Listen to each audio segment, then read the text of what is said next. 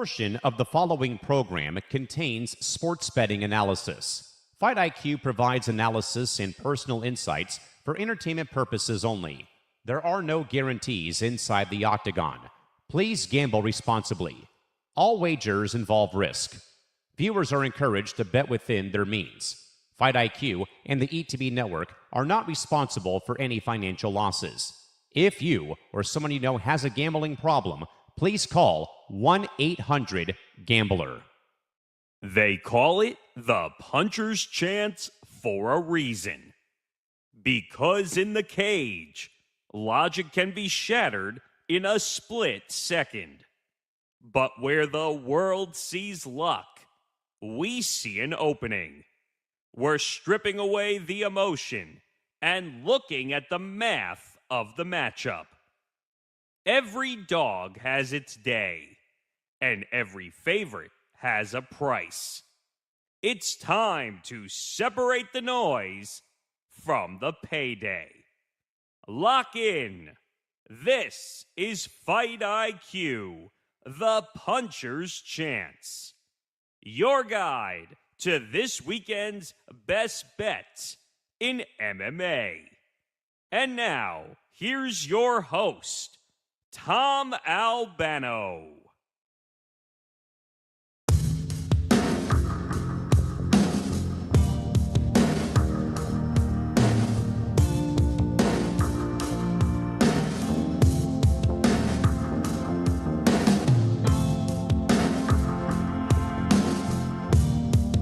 All right, everybody, welcome to another edition of Fight IQ, the puncher's chance, here on the Empty the Bench podcast network. It is I, Tom Albano, once again with you, as always, here in the traditional Saturday afternoon slot.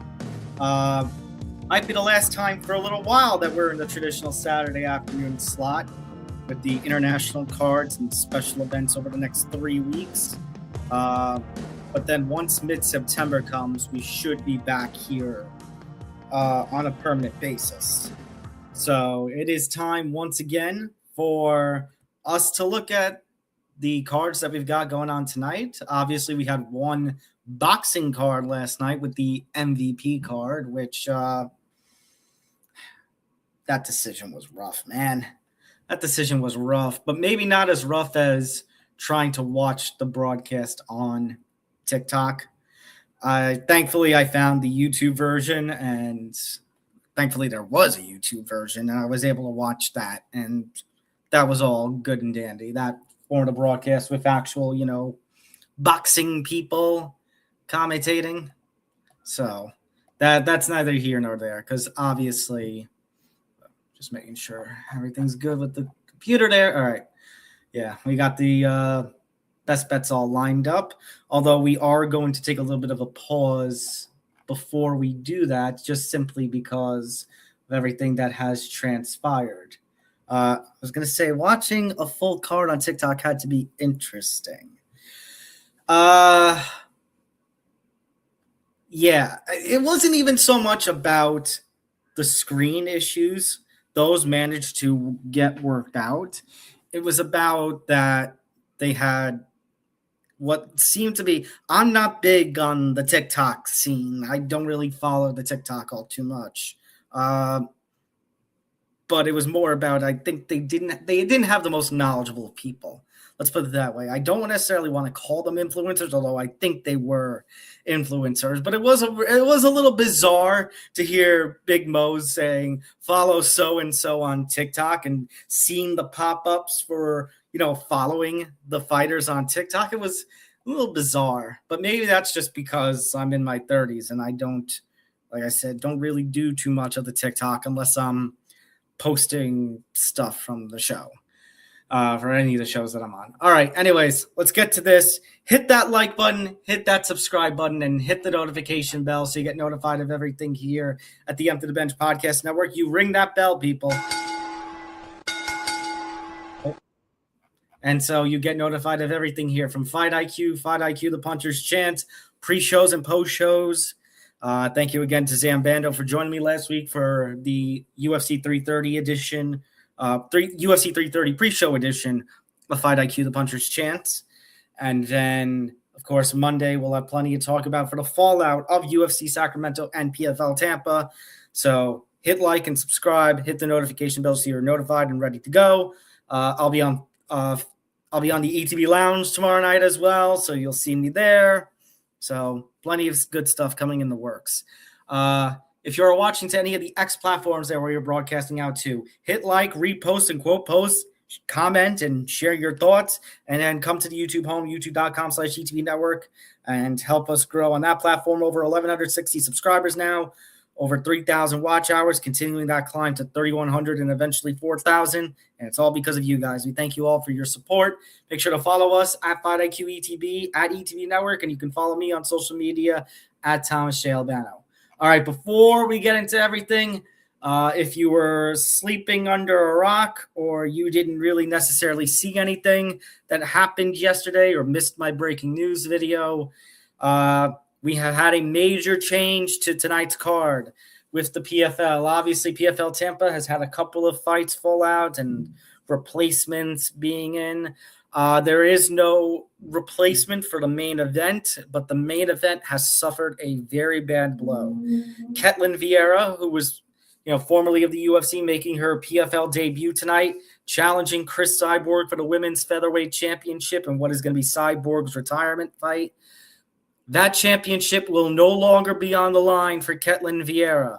Ketlen Vieira missing weight in a very major sense. 7 pounds. I think the exact was 7.2 pounds. Coming in heavy for PFL Tampa. And for those who don't follow MMA so much, I'm not talking about the non-title limit, because when it comes to a non-title fight, you're allowed that 1 pound allowance. So in this case, you could weigh in 146. No, she weighed in 152, because remember, for a title fight, you have to weigh on the money. Can't be a pound over, can't be half a pound over. You got to be at 145 or under. And in this case, Ketlen Vieira weighed in 152.2. So she did not get another opportunity to weigh in. That is it. That was her weight. Over. Done. Ketlen Vieira in a statement has said that illness, she's been suffering from an illness and essentially, didn't want to pull out because didn't want to waste the opportunity. But still, for the sake of PFL Tampa, this is a major blow, because the women's featherweight championship is going to be vacated one way or another after tonight. Because in this kind of circumstance, and this has happened a couple of times with Bellator, I believe it happened a couple of times with the UFC, particularly when Charles Oliveira lost the lightweight title on the scales before his bout with Justin Gaethje in 2022. In this situation, what happens is the person who made weight, the championship is on the line for them only. The other person is ineligible to win the championship. So in this case, if Ketlen Vieira is to win this fight, Cris Cyborg loses the championship, but the title will be vacated and Vieira will not be recognized as the PFL women's featherweight champion. If Cris Cyborg wins this fight, then the championship will be vacated per Cyborg retiring from mixed martial arts competition. That's how it's going down. So, you had an opportunity where you could have had Cyborg getting one last strong title defense win, or Ketlen Vieira continuing, the women's featherweight division in terms of more straightforward in terms of continuity. I'm not saying that the women's featherweight division is going to be null and void when PFL rebrands to MVP MMA. But still, when you consider what could have been with this fight, and I'm not saying that Ketlen Vieira is still not dangerous, but this is just a really bad blow because, as I mentioned, we were supposed to have some other fights. Ghazi Rabadanov is still going to compete in the co-main event, but he's had an opponent switch. A couple of other fighters have had opponent switches. The former PFL Europe athlete Flores Zendeli was supposed to compete.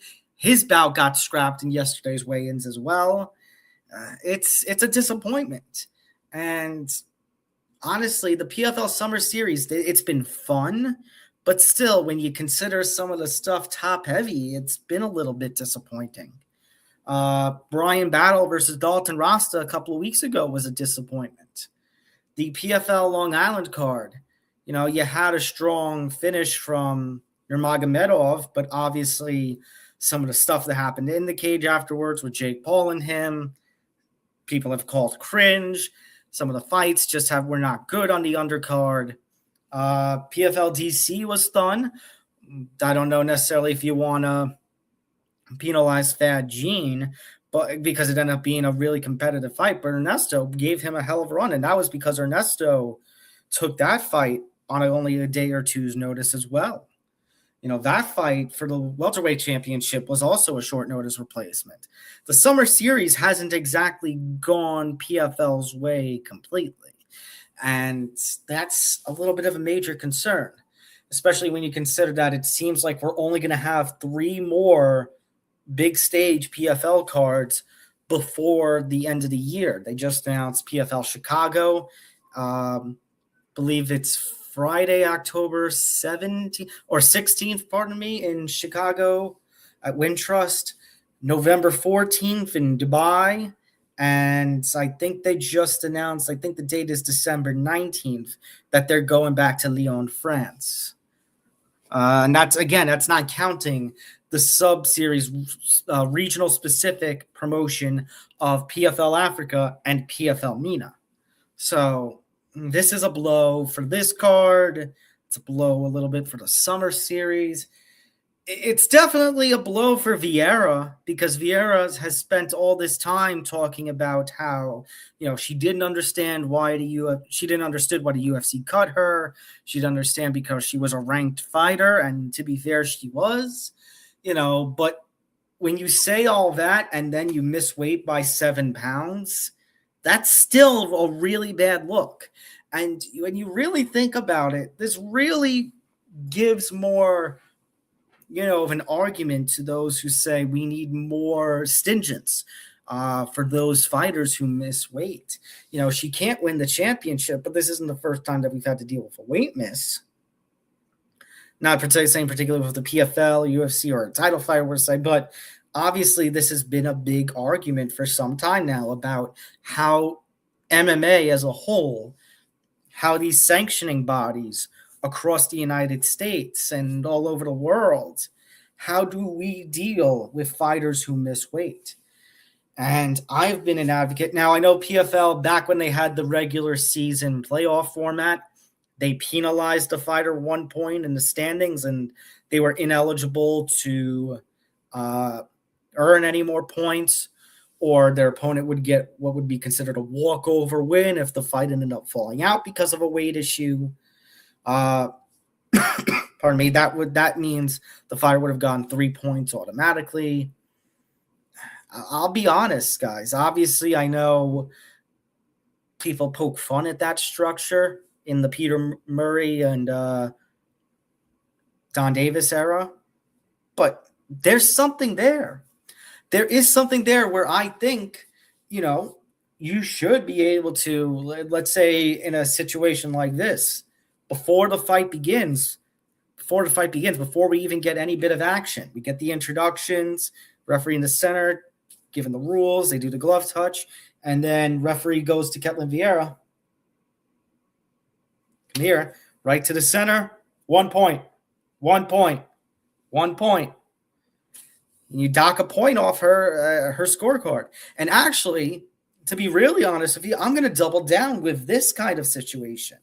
More than 5 pounds, and I mean, it's just bad that it's a weight miss for a title fight, because obviously that's a blown opportunity for Ketlen Vieira to gain a championship.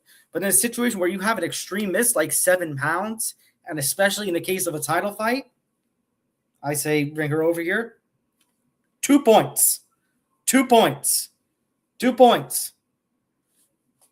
You deduct 2 points from her total. Because in an extreme situation like that, basically in a non-title fight, the best you can earn in a non-title fight is a 30-27. You lose 2 points, that's a 28-27. Basically, you will need to win every that fighter who weighs in heavy would need to either get a finish or win every round on the scorecards to get the decision victory. and in a situation where they lose 2 points, if they were to lose a round, so 29, that'd be 27, and then their opponent would automatically win. So even when you lose 1 point, if you lose a round on the scorecards in a fight that goes to a decision in a 3-round fight, there's still a chance for a draw. In a case where you have an extremist like this and a fighter loses 2 points, they have to win all 3 rounds or they lose the fight, or they have to get a finish and they lose the fight. Now I'm sitting here thinking about it. It's actually something really interesting now, wouldn't it? You know, what if 2 points was the standard? Force the fighter in that kind of situation. That would be extreme, but maybe that makes the statement. I like it. Now I'm starting to really think of these things. So in a case like this, where you have a 5-round title fight, the most you would be able to earn is 48 points.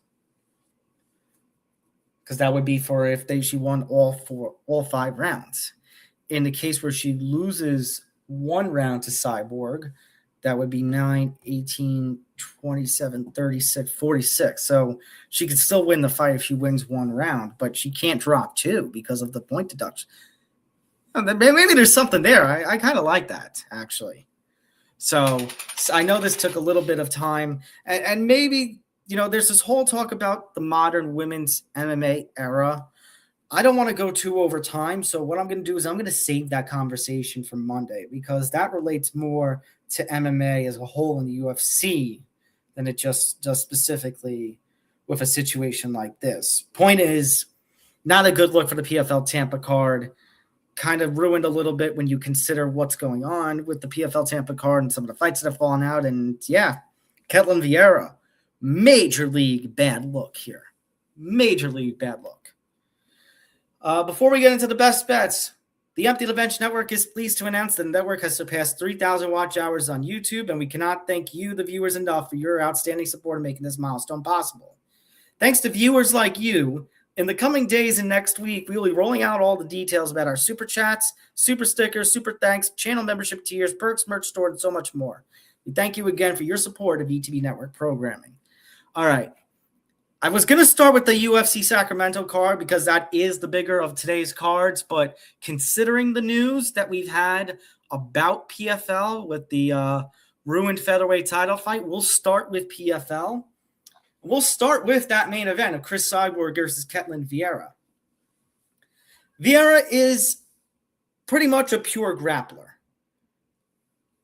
She's got a strong clinch game. She's a black belt level fighter. She's got great takedown defense. She always had great takedown defense when it came to her fights in the UFC. She was great with scoring takedowns. Her grappling is her bread and butter. The thing is, Cris Cyborg, you know, is she a better striker than a grappler? Yes, but Cyborg has been able to hold her own, not just with her striking, but we've seen improvements even in the later stages of her career. We saw her during the Bellator run, I think some point during COVID, I think it was 20 or 21, score a submission. So, and I think she got another one at some point in her career too. So Cris Cyborg is definitely better with her striking, but you know, it's for her, it's all about pressure. It's about volume. It's about her strength because she's got a lot of physical strength, and it's her durability. She's been in wars before. Cyborg's only lost 2 times in her career. She lost her professional MMA debut, and the only other person to defeat her and finish her is Amanda Nunes, one of the greatest women's fighters in the world. And I don't think Ketlen Vieira is up to that standard. The interesting dynamic is going to be that she is weighing 152.2 pounds for this fight. And that is a red flag, and that is normally a red flag. And what's interesting is this is her first fight at women's featherweight.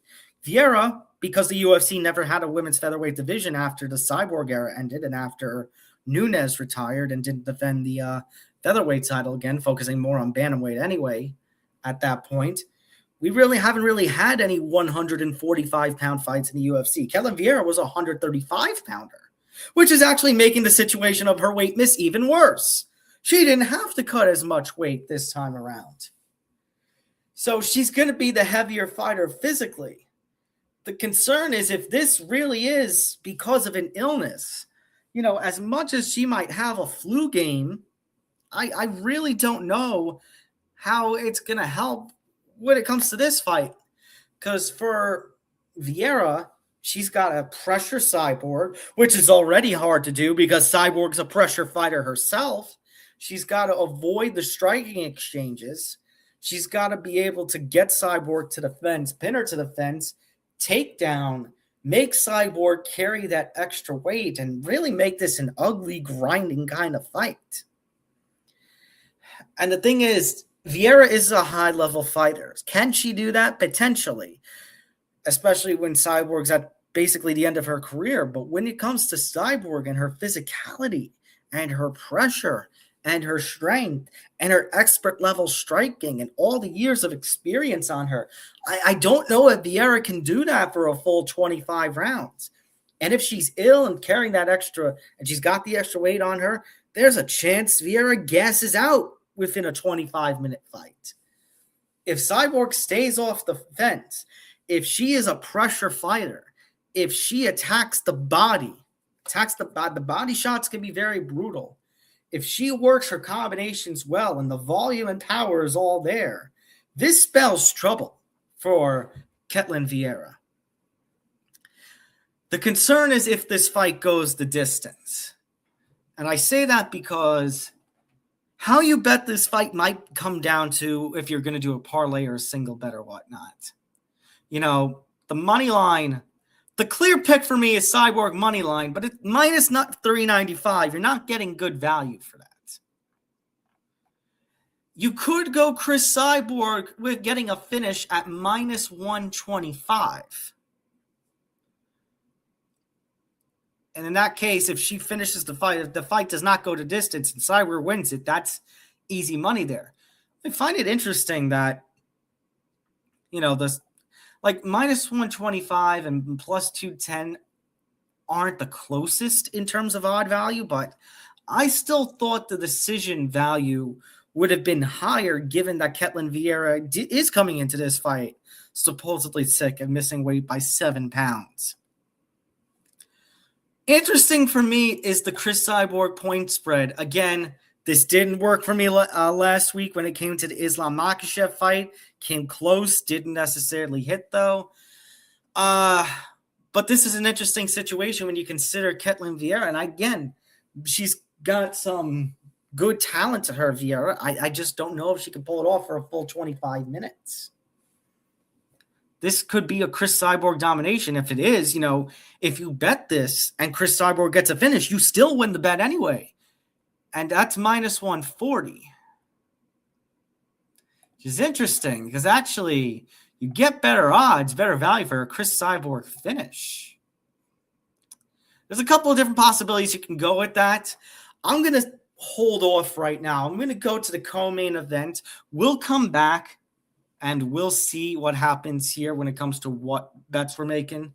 Co-main event, Gadzhi Rabadanov, 2024 PFL lightweight champion, obviously has faced high-level competition in his years. Reader's 12-5, taking this fight on late notice. He's got 5 straight wins, 4 or 5 finishes in that span. But the thing is, Reader hasn't faced the kind of competition. Gadzhi Rabadanov is a major jump in competition for him. And he is a pressure wrestler, Rabadanov. It's about pressure. It's about forcing reactions. It's clinching. It's wrestling. It's top control. It's ground and pound. He's developed enough striking because obviously he has some strong knockout finishes. He had a strong run of finishes in the lead up to his 2024 PFL title. I just don't. And then maybe he had one finish last year. I don't remember off the top of my head. But still, he had a run of finishes. I just don't know. It was a solid run, but he's well more known for going the distance and dominating in the distance here, Rabadanov. I think Rabadanov controls this fight. I don't know necessarily if we're going to get a finish within 15 minutes. And this fight goes 7.5 or more. The over on that's plus 145. I think that's some solid value because you're not betting minus 4,000 on Rabadanov. I mean, come on, that's ridiculous.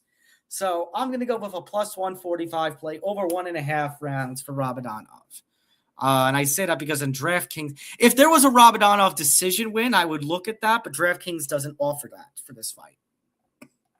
And then, one that's interesting to me for the prelims, Natan Schultz taking on Makasharip Zainukov. Zainukov is a Dagestani fighter who's about wrestling, about top control, and suffocating positional work. He's another one like a Rabadonov. I actually ended up writing about one of his fights last year when I was doing some work for the PFL. And, in that fight, he grinded his opponent down. He controlled the position, and it was control time, all the minutes of control time that he was earning. And he's won, I think, 6 straight. Natan Schultz is a longtime PFL name. Obviously, his reputation got damaged years ago. His reputation got damaged years ago when you had that really bad grappling neither fighter ever tried fight with Rausch Manfia. He's been fighting at a high level forever, Schultz, but he's difficult to dominate, but I just don't know if he's going to have the power control time that Zainukov have. He's not an inexperienced prospect. He's 19-4. He's got a win streak.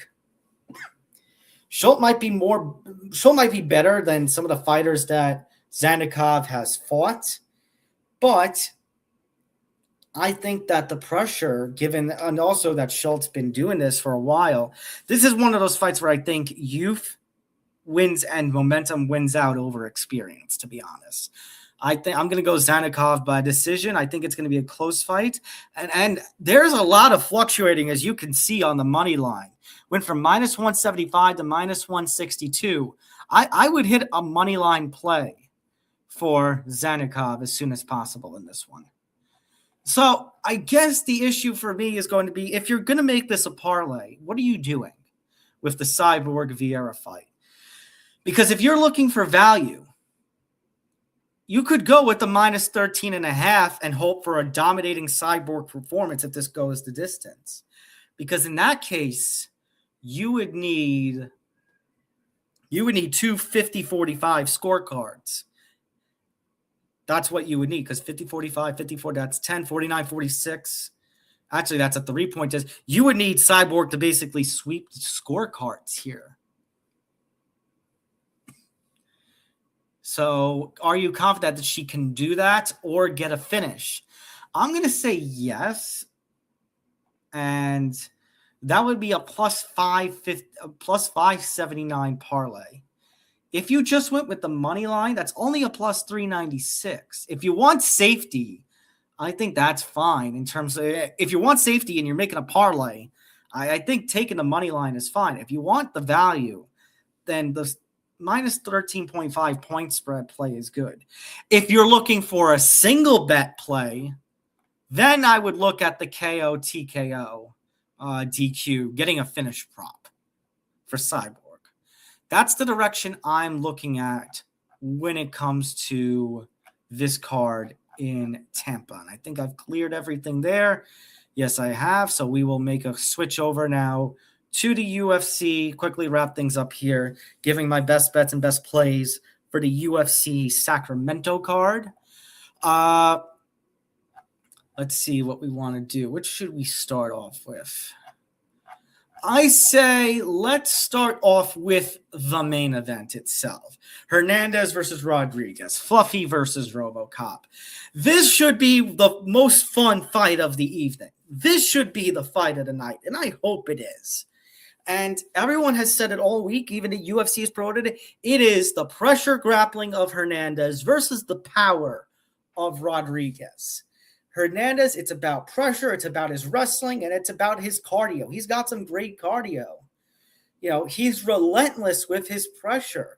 He can close distance, but obviously Robocop's going to have a significant size advantage, and he's got some strong power in his fist. Hernandez needs to be able to close distance without turning this into a kickboxing match. He's got to be able to use his strikes to get Rodrigues thrown, get him off his guard, so that way Hernandez can execute those level changes and take this fight to the ground. The question is, can he do that on a consistent basis? Rodrigues is a pretty accomplished grappler himself, but Hernandez has some solid chain wrestling. And like I said, he's relentless. He's pressure-filled. And he's talked about, I think it was with MMA Mania or MMA Fighting, one of the two. He did an interview and he talked about making some changes after the loss to Sean Strickland in February in Houston. You know, he's been spending a lot of time at Extreme Couture training alongside Strickland, and he has felt himself grow as a fighter. But of course, with Robocop, he's got the size, he's got the devastating power that we've seen in his last few fights. Rodrigues needs to make Hernandez respect his power early, because the earlier he does that, he might freeze up Hernandez and he might fight from too much of a distance that he'd be able to land anything. Or Hernandez, if he tries to enter, Rodrigues might make him pay. Strong punch here, a little bit of an elbow here, a knee here. That could be bad, because if Fluffy is hesitating because he doesn't want to run into a counter, that could change the fight. Can Hernandez survive the first couple of rounds without taking some pretty strong damage? That's going to be a big question here. And when I look at I'm actually bringing up my Deadspin piece for UFC Sacramento best bets. Actually, my colleague JJ Carvalho did a couple of prop bet plays. He said Fluffy Robocop ending by knockout, which is interesting. A KO or TKO finish from either. A TKO finish from Fluffy later on in the fight, or an early clean knockout from Robocop. And I think that's interesting here.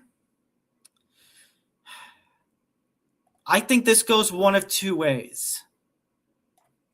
And the props I'm looking at are here to start round X plays. This fight, I think they both are talented enough that this will go into the second round. The question is if this goes into a third round. I think if Hernandez is able to have some success with his grappling, I think he will. I think this fight can start the third round. I definitely don't think this fight's going to the championship rounds. I think either Robocop is getting a finish before then, or Fluffy is going to get a TKO, maybe even a submission before then. So if you want the safe play, no for the fight to start round 4. If you want a little more value, I think this fight will start in round 3. I don't know. This is the one I'm least confident in terms of my best bets, but I'll leave that there. Now, here's an interesting one. Anthony Wint versus Terrence Chapman, the main card opener, the one that will get things started for the main card at 8 p.m. Eastern, 5 p.m. Pacific. Anthony Wint is a former football linebacker. He actually played a couple of games with the New York Jets back in 2018. Nick Borgeson just cringed as I said that. Anthony Wint has had a strong run since making a jump over to MMA. He enters this fight, I believe, 7-0. He actually just fought last week on Dana White's Contender Series. He fought in the premiere. He had an amazing 34-second finish. He's got some devastating power. I think all but one of his wins have come in within the distance. If I'm not mistaken, he has a regional title too. And he's going up against Terrence Chapman. Terrence Chapman is, I believe, a 5-1. Yeah, 5-1 fighter. But hold on, people. I have some concerns here.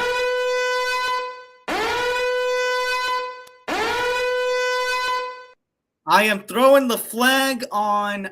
I'm very concerned about opponent history when it comes to Mr. Chapman. Here is his track record. An 8-16 fighter he last fought. 21-13 fighter, and he lost that fight. And then his other wins, 2-2, 3-1, 0-0, 0-0. I know it's early competition. the 8-16 and 21-13 fighters he fought. I mean, yeah, he's fought more experienced guys. He has a win over one of them, but a guy only has 8 wins, and you got a win over him. You should have a win over him. 21-13. That's not the strongest record for a fighter. I've got problems here. You know, Chapman's gonna have the size advantage, but we've seen Anthony win on the regional scene, knock out guys who had a size advantage over him. So, you know, I'm looking at this fight. Obviously, the money line, that's not where the value is. Minus 400 still is not a good value here. So the question then becomes, you're going to ask yourself, Tom, what are you doing? Does this fight end in round 1? And most of Wint's finishes have come in round 1, I believe. I'm going to double check that right now. But Chapman, a lot of his fights have ended in round 1.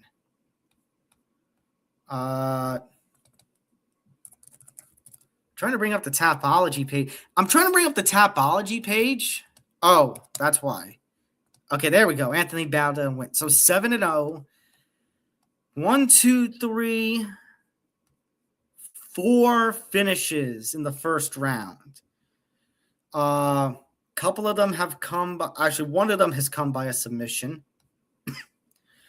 Second round finish, third round finish, the 34-second finish from Matt Adams from Contender Series. It's going to be a little bit of a risky play, but considering the short notice nature of this bout and the squash match nature of this bout, yeah, I'm going to say Anthony Wint will get a KO or TKO. I actually want to see, that's not good value, the rounds 1 or 2. The under half a round is plus 175, and the under 1.5 is minus 250. I want to see the winning method. I want to see the all chances. Yeah, KO, TKO, or submission is minus 600. The KO, TKO, or decision is actually minus 550. So there's a lot of value in him getting a lot of expectation that he'll get the knockout or TKO. So you know what? Here's what I'm going to do. I'm going to go Anthony Wint. You know, betting heavyweight MMA doesn't really go well for me, but I'm confident in Anthony Wint after the performance he had, and especially in a squash match-like fight, a jobber-like matchup in this one, that I'm looking at this. Anthony Wint to win by KO, TKO, or DQ in round 1. That, my bet for Mr. Wint, is the lock of the week. I think that's the one you go for. If you're going to bet anything this weekend, it is Wint by KO, TKO, DQ in round 1. All right, and then we've got one more fight to go over. Another interesting one, and this one's going to come from the prelims. It's Marcio Barbosa taking on Ryan Hughes. Couple prospects going at it. Hughes wasn't supposed to be in this matchup. He's stepping in on late notice for the injured Danny Silva. Hughes is 9-2. Barbosa, Barbosa, what is his record? I don't have that in my notes somehow. How did I not have that in my notes?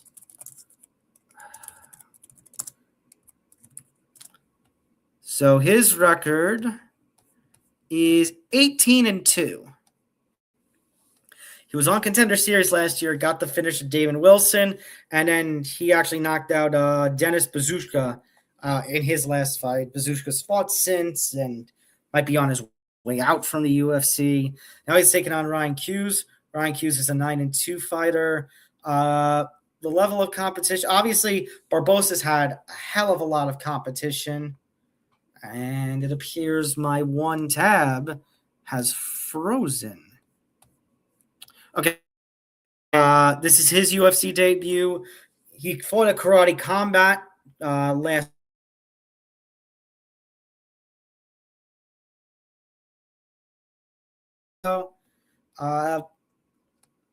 His two losses, one of them is to Cameron Smotherman in Fury FC. That's not terrible. But I consider the experience of Barbosa and his Contender Series performance and the way he finished Bezushka. You know, for Hughes, he's got to be able to fight this one from a distance and make Barbosa chase. Barbosa's got to be the aggressor, close the distance, and if he can pressure Hughes, this one can get done, especially when you have Hughes coming in on such short notice. Barbosa should be able to dictate the pace. You got some extreme odds here. So the question is going to be, again, can Barbosa get the finish by a KO, TKO in round 1? I think he can. And minus 160, I think that's some good value there.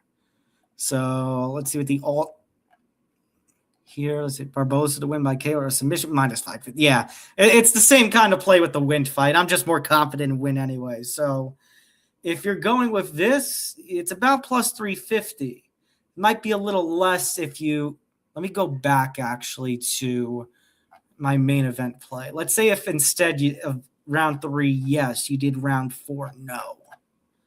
How would that change the parlay?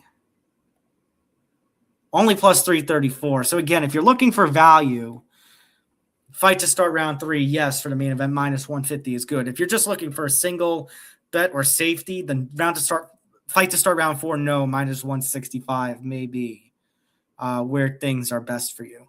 All right, so those are my best bet plays. Let's close this out and come back in. There we go. All right, those are going to be my best bet plays for the week. Thank you all for tuning in. Remember, gamble responsibly. Again, not liable for anything. This is entertainment value, entertainment purposes only. Again, bet responsibly. There are no guarantees in the octagon.